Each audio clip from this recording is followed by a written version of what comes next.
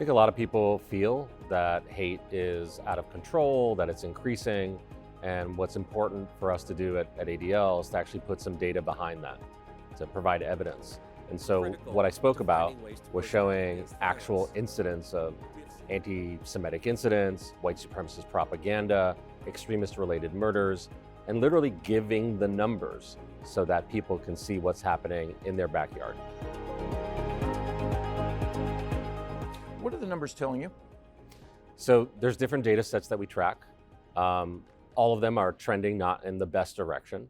So anti-Semitic incidents, for example, we documented more in 2022 than in the 40 plus years of ADL documenting incidents, nearly 4,000 incidents of harassment, vandalism, and assault. We also track extremist-related murders around the country. And we have seen that mass shootings motivated by extremist ideology, there have been 26 of those in the last 12 years and 20 in the previous 40. So mass casualty attacks combined with hateful ideologies are an epidemic in this country. And then lastly, white supremacist propaganda. People think about that. They're like, what does that mean? Why is that a problem? No one's going to die of 1,000 paper cuts from a piece of paper. But when you think about it, there are over 6,000 neighborhoods, families, people who were targeted with hateful propaganda, creating fear and anxiety in those communities. That's what extremists want to achieve, and that's why we track that data. When you look at why is this all happening, there's no one answer. I think the ability for social media to allow people to reach, recruit, and radicalize people faster than in any other time in human history is one factor. I think the normalization of hate in our public discussion, where people feel comfortable to be hateful and engage in activities that perhaps in the past used to be on the fringes, is another. But I think ultimately, we're at a time where our democracy is under attack. Our democracy is fraying. And when democracy is at risk, hate is not far behind. I've heard it stated that one theory is that this racism, this anti-Semitism, this hate-fueled extremism has always kind of been there, but of late it's been unleashed. Is that valid or is that an overstatement? I mean, hate and extremist ideas are certainly been with us forever. This is not a new phenomenon in this country or frankly globally. But when democracy is at risk, when the normalization of bad ideas, whether it's conspiracy theories or misogyny or racism, becomes part of our public discussion, when it's politicized, I think that's when you see these numbers start to rise. Is there a snowball effect? If you have an increase in this hate-fueled extremism, does that in turn lead to more?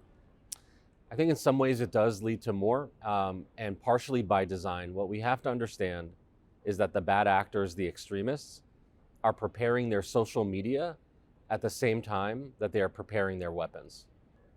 These days, extremists are leaving a blueprint for how to kill people, easily accessible for people online.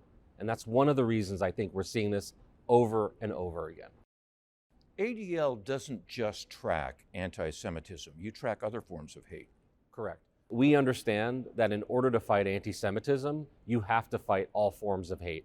And to fight all forms of hate, misogyny, racism, Islamophobia, you have to fight anti-Semitism. We know that data drives policy. We know that elected officials, policymakers, community organizations, they're hungry to know what's going on. And that's why we provide this data to then come up with solutions on how to mitigate these threats. But it has to start with a foundation of understanding what is happening in these communities and not just looking at it from a national scale. Hate, where it's most impactful, is a very local issue. And if you can remind people that they have a stake locally, we can have a national and international impact. So grow it from small to wide. Yeah.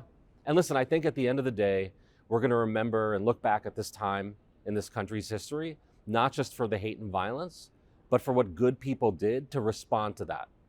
Final question. You hear people say occasionally, what do we care about all this hateful rhetoric that's online and social media?